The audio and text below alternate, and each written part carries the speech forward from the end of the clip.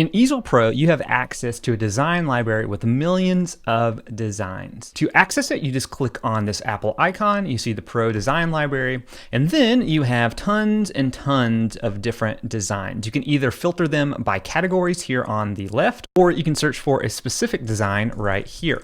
Then once you decide on a design that you want to go with, you can just select it, and you are given 4 different options to actually bring the design into your file. So you can do a fill, and this is a pocket operation that will cut all of this away, or you can do an outline either on the path, outside, or inside of the path.